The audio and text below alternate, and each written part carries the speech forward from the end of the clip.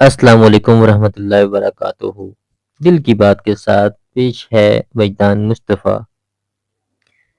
امید ہے آپ سب خیریت سے ہوں گے۔ دل کی دنیا میں آج پھر ایک نیا باب کھلنے جا رہا ہے۔ فکشنل ورلڈ میں آج کچھ خاص ہے، خاموشیاں بولنے لگی ہیں، کچھ کردار بدل رہے ہیں۔ پچھلی قسط کی آخری لائن یہ تھی، یار معاف کر دو نا، وہ کسی اور بات پہ اپسیٹ ہوگا، مگر میں اسی بات پہ اپسیٹ ہوں، کوئی ضرورت نہیں ہے اس سے ملنے کی۔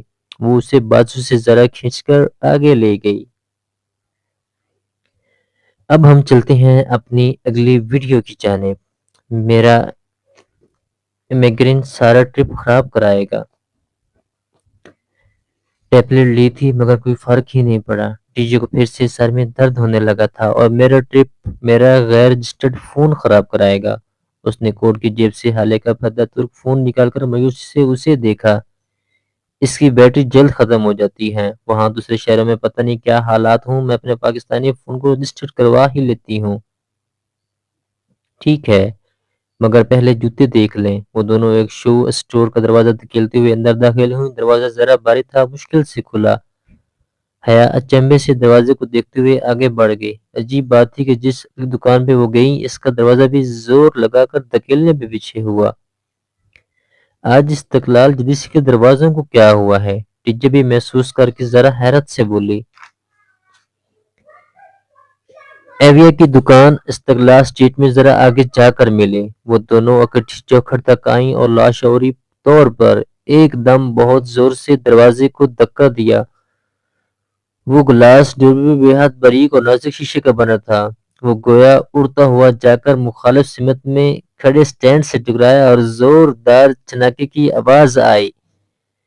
لوہے کے سٹینڈ کا کوئی ہک نکلا ہوا تھا۔ اس کی ضرب زور سے لگی اور دروازے کے اوپر سے شیشے کے ٹکڑے چھن چھن کرتے فرش پہ آ گرے۔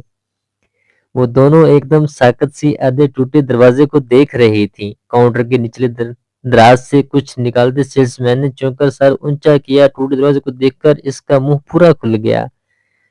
وہ ہکا بکا سا کھڑا ہوا۔ کعبہ گردی! اس نے اگلے سے دروازے کی طرف اشارہ کیا۔ ڈی جے کا سکتا پہلے ٹوٹا۔ وہ حیا کے قریب کھسکی اور حالے سے سرگوشی کی۔ حیا اس نے ہمیں دروازہ توڑتے نہیں دیکھا۔ بس ٹھیک ہے، ہم گھر جاتے ہیں۔ وہ گلا کھنگارتے خود کو نارمل کرتے ہوئے آگے بڑھی اور اپنا پاکستانی فون اس کی طرف بڑھایا۔ فون رجسٹر کروانا ہے۔ کعبہ گردی مادام! وہ فون کو دیکھے بنا ابھی تک دروازے کی جانب اشارہ کرتے ہوئے پوچھ رہا تھا۔ مجھے فون رجسٹر کروانا ہے۔ کعبہ گردی! ڈی جے یہ کیا بک رہا ہے؟ وہ خوف سے ڈی جے کی طرف پلٹی۔ اسے غالباً انگلش نہیں آتی اور یہ دروازے کے بارے میں پوچھ رہا ہے۔ دیکھو بھائی، وہ آگے کاؤنٹر پہ کندھی رکھے بڑے اعتماد سے بولی، ہم نے کوئی دروازہ نہیں توڑا اور ہم نے تمہارا دروازہ دیکھا ہی نہیں تھا۔ بالکل، ہمیں تو کبھی زندگی میں دروازے دیکھے نہیں، ہمارے گھر میں دروازے ہوتے ہی نہیں، لوگ کھڑکیوں سے اندر پلانگتے ہیں۔ مگر ان کی کوئی بات اس کی سمجھ میں نہیں آ رہی تھی۔ وہ اب صدمے دکھ سے سینے پہ ہاتھ مارتے دروازے کو دیکھتے ہوئے اللہ اللہ کہنے لگا۔ ترک شدید غم میں یہی کرتے تھے۔ اچھا میرا فون رجسٹر کر دو۔ لڑکا چند لمحے غمگین و کینہ پرور نگاہوں سے اسے دیکھتا رہا، پھر ہاتھ آگے بڑھایا۔ پاسپورٹ! ان دونوں نے دوسرے کو ذرا تشویش سے دیکھا۔ یہ پاسپورٹ صرف فون کے لیے مانگ رہا ہے، نہیں یہ ہمیں اندر کروائے گا۔ دیجیے اسے پاسپورٹ نہیں دینا ورنہ اس نے غالباً لمبا جرمانہ کروانا ہے، ہمارا ٹرپ کینسل ہو جائے گا۔ پاسپورٹ نہیں ہے ہمارے پاس، ڈی جے نے ہاتھ ہلا کر زور سے کہا۔ وہ حیا سے چند قدم پیچھے تھی۔ پاسپورٹ! اس نے بازو بڑھایا، پھر سے پاسپورٹ مانگا۔ کہا نا نہیں ہے ہمارے پاس پاسپورٹ! حیا جھنجھلائے ہوئے انداز میں کہہ رہی تھی۔ پاسپورٹ کے بغیر رجسٹر نہیں کر سکتے، دیکھو ہم تمہیں کچھ پیسے اوپر دے دیں گے۔ ایمبولینس! ایمبولینس! وہ اپنے دھن میں کہے جا رہی تھی جب لڑکا ایک دم گھبرا کر چلا اٹھا۔ اس نے ناسمجھی سے اسے دیکھا، پھر اس کی نگاہوں کے تعاقب میں گردن موڑی۔ حیا پیچھے کھڑی دونوں پیچھے کھڑی خدیجہ سر دونوں ہاتھوں میں تھامے اوندھی گرتی جا رہی تھی۔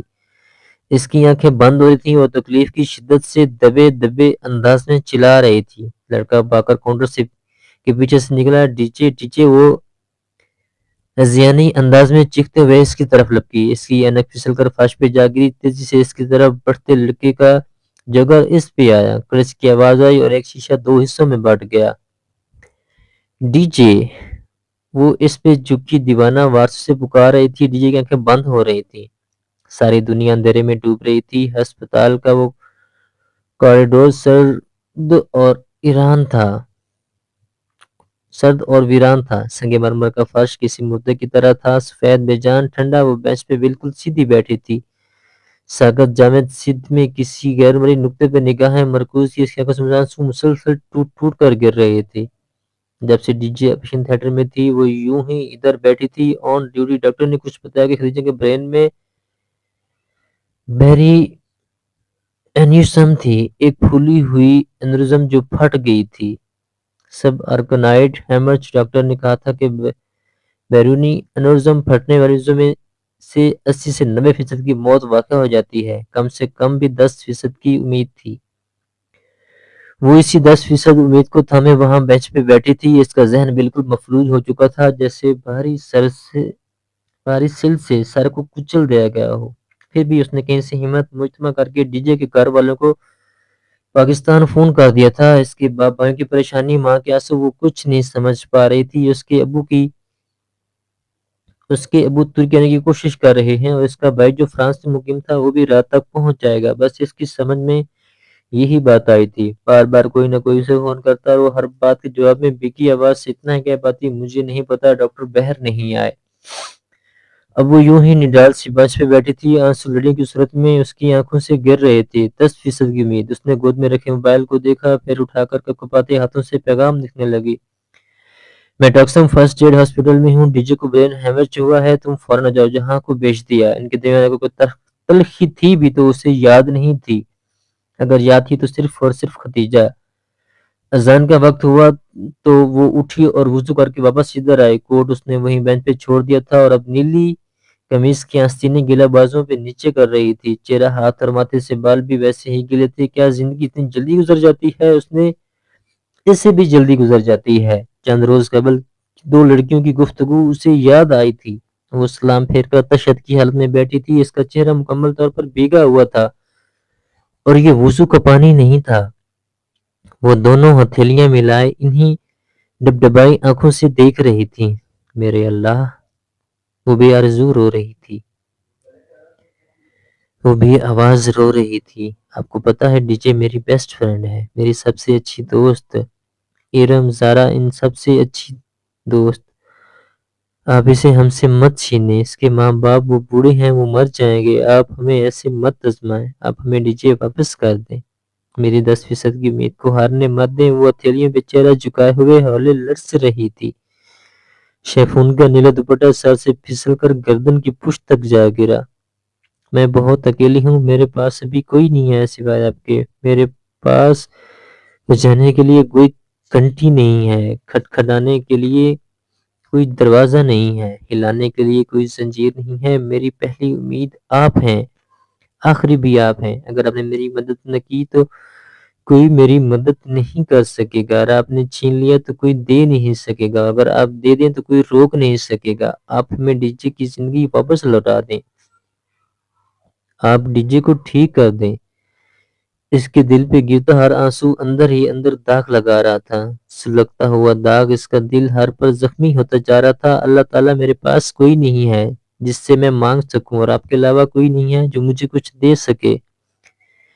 میری ایک دعا مان لے، میں زندگی بھر کچھ نہیں مانگوں گی، کوئی بھی خواہش نہیں کروں گی، کبھی نہیں کروں گی۔ آپ ہمیں ڈی جے کی زندگی واپس لوٹا دیں، میں ہر وہ کام کروں گی جو آپ کو راضی کرے اور راضی رکھے، میں آپ کو کبھی ناراض نہیں کروں گی۔ آپ ڈی جے کو ٹھیک کر دیں پلیز۔ وہ ہاتھوں میں چہرہ چھپا کر پھوٹ پھوٹ کر رو رہی تھی۔ وہ زندگی میں کبھی اتنی اکیلی نہیں ہوئی تھی جتنی آئی تھی، وہ کبھی اتنی بے بس، اتنی لاچار نہیں ہو رہی تھی جتنی اس وقت تھی۔ کتنے گھنٹے گزرے، کتنی گھڑیاں بیتیں، اسے کچھ یاد نہیں تھا، بس اندھیرا چھا رہا تھا۔ جب اس نے جہاں کو تیز تیز قدموں سے چلتے اپنی طرف آتے دیکھا، وہ کھڑی بھی نہیں ہوئی، بس بینچ پہ بیٹھی گردن اٹھائے خالی خالی نظروں سے اسے دیکھے گئی۔ تم نے مجھے پہلے کیوں نہیں بتایا؟ اب کیسی ہے وہ ہوا گیا تھا، وہ پوری سانسوں کے درمیان کہتے ہوئے اس کے ساتھ بیٹھا، وہ اتنا ہی پریشان تھا جتنی وہ بیری انورزم پھٹ گیا تھا جس کے نتیجے میں سب آرکنائڈ ہیمرج اسے خود سمجھ میں آیا تھا۔ وہ بتانے لگی، بتا کر وہ پھر سے دونوں ہاتھوں سے سردیے رونے لگی۔ اور اب سب سے گزارش ہے کہ میرا یوٹیوب چینل وجدان مصطفیٰ آفیشیل ضرور سبسکرائب کریں۔ انشاءاللہ ملتے ہیں اگلی ویڈیو میں۔